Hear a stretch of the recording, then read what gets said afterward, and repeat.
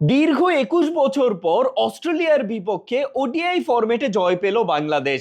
সেই ২০০৫ সালে কার্ডিফে অস্ট্রেলিয়ার বিপক্ষে বাংলাদেশ প্রথমবার ওডিআই ফরম্যাটে জয় পেয়েছিল।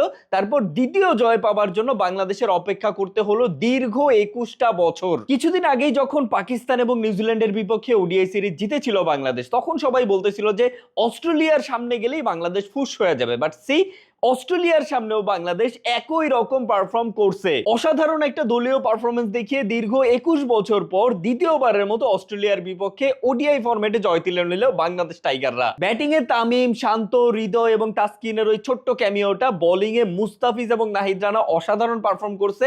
বিশেষ করে মোসাদ্দেক হোসেন সৈকতের অলরাউন্ডিং পারফরমেন্সের কথা যতই বলবো ততই বোধহয় কম হয়ে যাবে। প্রায় ৪-৫ বছর পর জাতীয় দলে সুযোগ পেয়ে মোসাদ্দেক যা করে দেখালো, ভাই রে ভাই। ব্যাটিং এ ১২২ স্ট্রাইক রেটে করা অপরাজিত ৮৬ রান, বোলিং এ ৩.৭০ ইকোনমিতে ২ উইকেট, সাথে অসাধারণ ফিল্ডিং তো আছেই। সব মিলিয়ে মোসাদ্দেক একাই যেন এই ম্যাচের পুরো আলোই কেড়ে নিছে। অনেকেরই ধারণা ছিল যে পঞ্চপাণ্ডব চলে গেলে বাংলাদেশ ক্রিকেট হয়তো ফল করবে, বাট হইছে তার উল্টোটা।